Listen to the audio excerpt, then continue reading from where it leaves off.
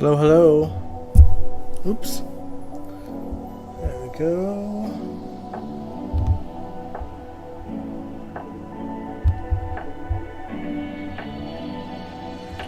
Hello, everyone. It feels so weird live streaming this early and on a Monday. But I am here. And I'm sorry about yesterday. Hey, Allison. Yeah, I did not have a great weekend. My allergies kicked my ass both Saturday and Sunday, and it was just not fun. I mostly spent both days in bed. So, hey Brooklyn. So yeah, not the funnest weekend for me. And I'm actually on a bit of a staycation right now. I'm off work until next Monday. So that was not the kickoff that I wanted to have for my staycation. Not that I had any real game plan, but I didn't want to be like at home in bed. So that was unfortunate, but it is what it is. But what's up, everybody? Welcome to the General Hospital After Show, coming at you live on a Monday evening, very early Monday. But yeah, nonetheless, I'm here tonight to share my thoughts about the week that was, as well as a little bit of my thoughts of today's episode as well. So let's get into things. You need allergy medication? I have it, but sometimes when you get like hay fever, it just doesn't bode well. I don't know, the weather's been all over the place in Edmonton, so when that happens, it kind of goes AWOL on me. Regular allergy situations, they don't really bother me that much. Take medication in the morning and then I'm good to go for the day usually, but did not work Saturday, Sunday, so nonetheless, here I am. I'm better than I was, and other than being a little bit tired, I'm here. And since the Tribute to Luke episode was kind of its own standalone thing, I figured we'll just get into my thoughts about that first before we get into the rest of the week. Our tribute for our dearly beloved Tony Geary and Luke Spencer. First of all, Jeannie and Jane brought their A game, which, duh. It's probably a good thing that Kevin was all the way in Ireland, because Laura admitted their love, Luke and Laura's love rather, was never really over for her. And, she brought on the waterworks while talking about him in a church.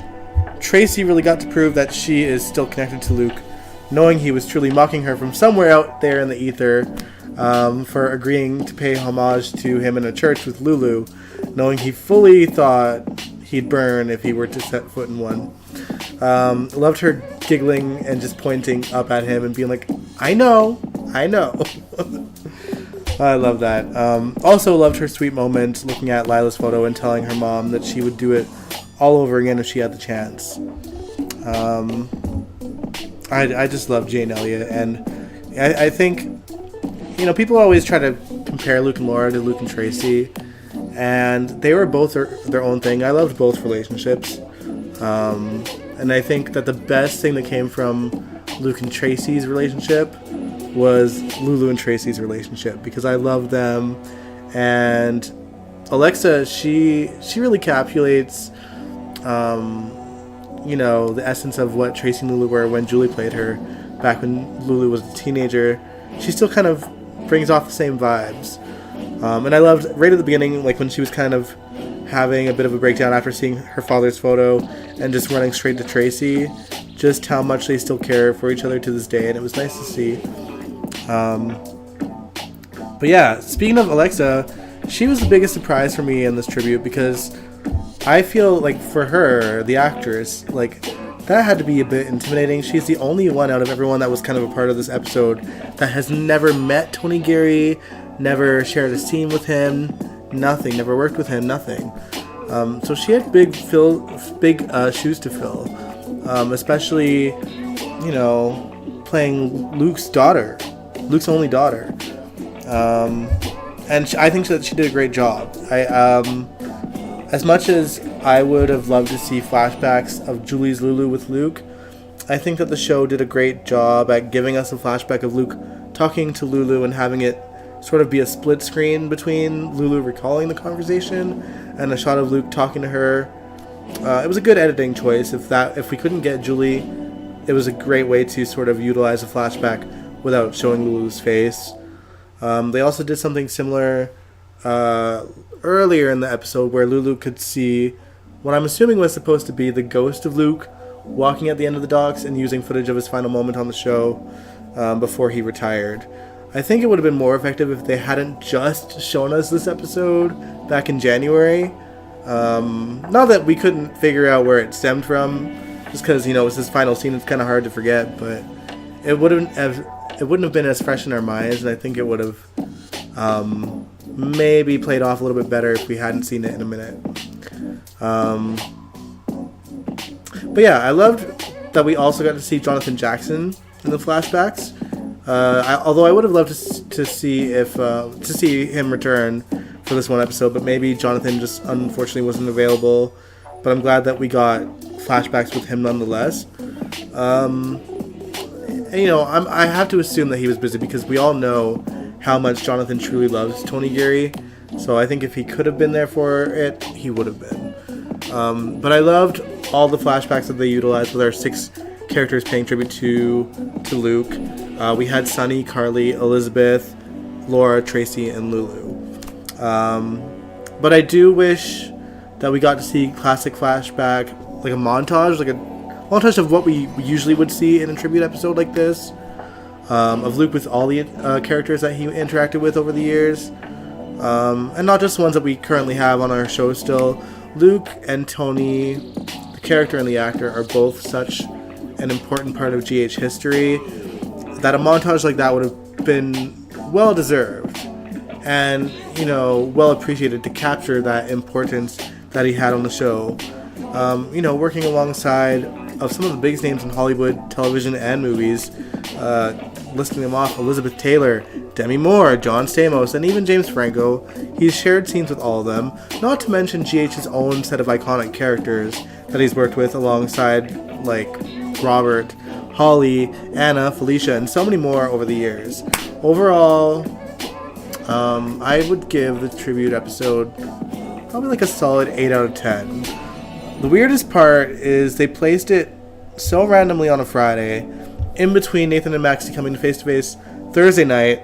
Then they had this tribute episode, and then today the show picked up from where Thursday night left off.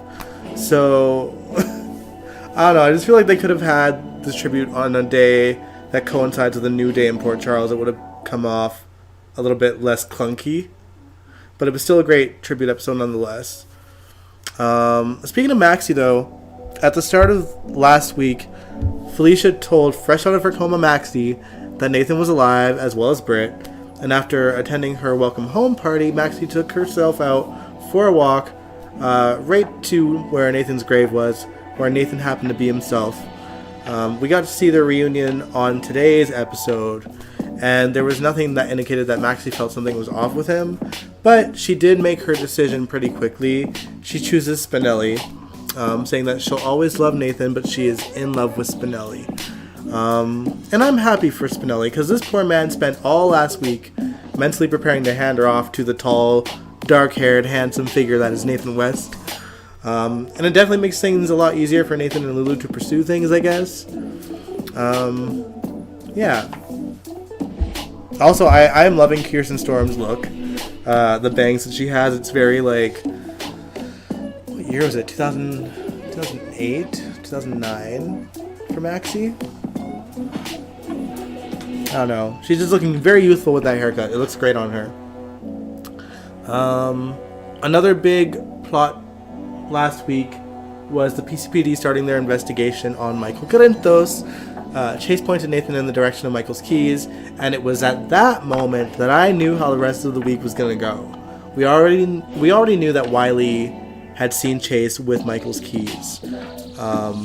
And he happened to mention that to Rick, that he's seen Chase with those keys. Something Rick used to get the PCPD off of Michael's back, because Chase handling those keys automatically taints with the physical evidence, so they can't really use it to pursue Michael. Unfortunately, it also makes Michael assume that Chase planted those keys to frame Michael. And they get into a big fight in today's episode. Didn't go well, obviously. Willow's none the wiser at this point. She truly thinks that her framing Michael would guarantee that he was going to prison. But nope. So I'm looking forward to her finding out how gloriously her plan backfired. Courtesy of Chase, the man that she used to her advantage.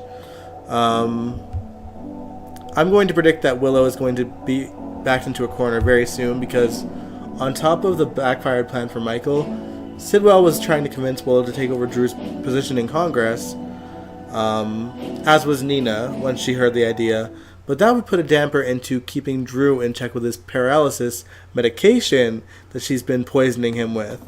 Laura wants Alexis to run for Congress, and she slowly warms up to the idea towards the end of the week. I don't know. Willow's already got so much on her plate. She's got her kids back 40% of the time. And as per today's episode, Wiley is not loving staying there. He's still very uncomfortable staying there, and he's getting nightmares and stuff. During the day that Wiley and Amelia went to Willow's place, Alexis also paid Drew a visit.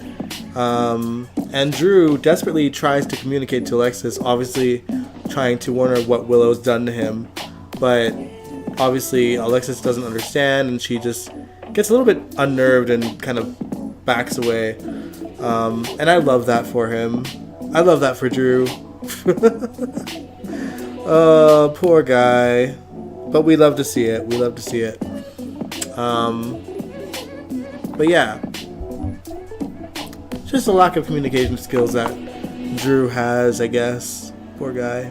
Oh, speaking of communication, ever since Lucas overheard Marco and Sidwell's conversation, he'd been on the edge of what his next move should be. And when he goes back to Windermere to confront him, he overhears another conversation Marco was having on the phone about Sunny, and that's when Lucas just decides to full-on confront him on everything. And Marco doesn't deny it. He begs for Lucas to stay and tries to convince him, I really do love you. This is just about getting vengeance for my mom. And Lucas is like, well, you can't have me and vengeance for your mom, so you'll have to choose. And Marco's basically like, well, I have to stay with my father until the end of this project, and then we'll both leave together. But unfortunately, since Pascal had also witnessed Lucas overhearing Sidwell and Marco, their conversation, he went to Sidwell with that information. And it seems if Sidwell has anything to do with it, Lucas's days might be numbered, and Sidwell will just be there to help Marco mourn the loss of Lucas, if it comes to him having to kill Lucas for knowing too much. So I am very nervous for Lucas. The only other noteworthy thing that happened from last week is Rick and Elizabeth. They had a date at the Hatchet Range, and they had a decent time that Molly witnessed and was excited for, and she told Elizabeth this as well. I wish I could say that I cared more about Rick and Liz as a couple. I do think, especially after today's episode, that Rick is genuinely trying to change and become a better person, and it stretches far beyond just Liz. But we've also been here with Rick before, so all I'll say is we'll see how long it lasts this time. I think that something will probably happen to make Rick change his mind if he doesn't already have some kind of agenda. But Rick, I don't know, Rick's sort of monologue today really seemed genuine, and he was getting a bit emotional about it. And, you know, he just came to the realization that if something were to actually happen to Rick, no one apart from Molly would miss that. And he wants to have, you know, he wants to build relationships and make it so that people will care if he were to ever disappear. And, you know, that makes sense to me because we've seen Rick try to make amends before. We've seen Rick try to rebuild his life and become a better person, and things just happen, that things just spiral again. And I'm hoping that it sticks because, first of all, I love Rick, the actor, Rick Hurst. His acting, he's a fabulous actor, and I would love to see him not be sort of the punching bag for Sonny and Carly, but obviously people from Rick's past have their guard up right now, and they don't really believe that he is being sincere. And I hope for Rick's sake, he is being sincere. Cindy says, Sybil will try and kill Lucas, but I doubt he will succeed. Yeah, I hope not. I really enjoy the actor that plays Lucas now.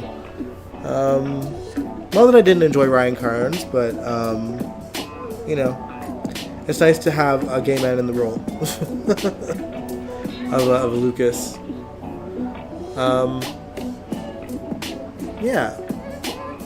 The only other thing worth kind of maybe mentioning from last week is Christina meddled some more in Cody and Molly's relationship by trying to convince him to read the rest of Molly's book. It might help if Cody ends up doing it, but we shall see. Maybe that's the reason Rick would love to reunite with Liz. I mean, he's always had feelings for her, and I think he genuinely wants to make him happy, and I think that he would not want to squander a chance with her, knowing that she's so, like, on the fence of giving him a chance in the first place. She's always really been wishy-washy about that, and who can blame her, especially if you know Rick and Elizabeth's history, what she's witnessed Rick doing in the past, particularly with Carly in the panic room. If you know, you know. If not, maybe we'll watch it sometime, but not anytime soon. But it's a doozy of a story, you guys, if you haven't seen it for yourselves. But yeah, it's kind of the week that was. I don't want to talk too much about today's episode because we'll obviously save that for next weekend. But Sonny and 88 Turner kissed.